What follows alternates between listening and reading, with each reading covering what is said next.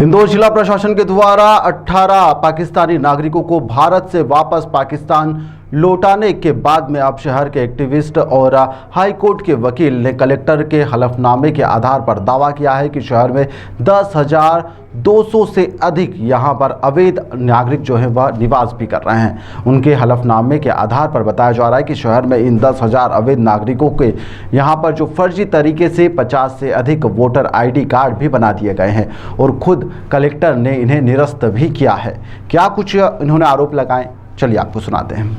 Actual में ये इंदौर नहीं, पूरे मध्य प्रदेश और भारत इंक्लूडिंग मैंने नई दिल्ली और पश्चिम बंगाल में भी RTI लगाई थी और वहां से भी मुझे जवाब मिले हैं। पर चूंकि ज्यूरिडिक्शन इंदौर जनहित याचिका लगाने का इंदौर था, तो इंदौर मैंने वो जनहित याचिका दाखिल की थी। खैर हुआ ये था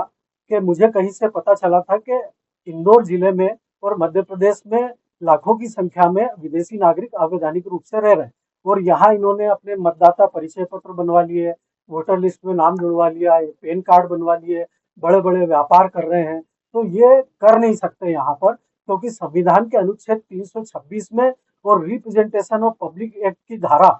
62(2), 61(1) और 16 के तहत इन विदेशी नागरिकों को जो अवैधानिक रूप से रह रहे हैं, इनको भारत में मतदान का अधिकार नहीं है।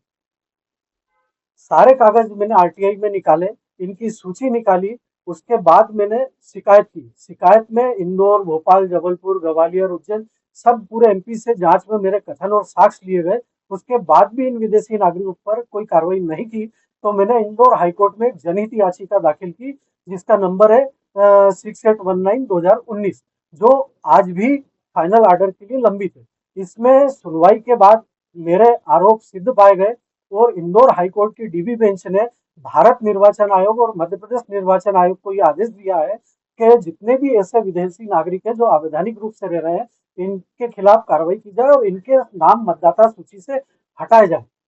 इंदौर शहर की जो हाईकोर्ट की पिटीशन में भारत निर्वाचन आयोग की तरफ से कलेक्टर इंदौर ने जो जवाब दिया, उस जवाब में उन्होंने लिखित में ये बताया है कि इंदौर पुलिस मुख्यालय से जो जानकारी प्राप्त हुई है उनको, मतलब कलेक्टर साहब को, उसमें इंदौर में 10,213 नागरिक अवैधानिक रूप से, विदेशी नागरिक अवैधानिक रूप से यहाँ निवास रहते हैं और उसमें से कईयों ने ये पाए गए, कलेक्टर की जांच में पाए गए कि कईयों ने अवैधानिक रूप से मतदाता सूची में नाम जुड़वा लिया था और वो सालों से वोट दे रहे थे। मतलब सबसे बड़ी बात यह है कि भारत के लोकतंत्र पर ये जो मतदाता है, ये दबाव प्रभाव में निष्पक्ष निर्वाचन पर विपरीत प्रभाव डाल रहे थे, पर अभी सिर्फ उनके नाम हटाए गए, पर उन पर कोई कार्रवाई नहीं की गई और आज भी ये वो मेरी जनहित याचिका फाइनल ऑर्डर के लिए लंबित है। देखिए साहब, अब ये तो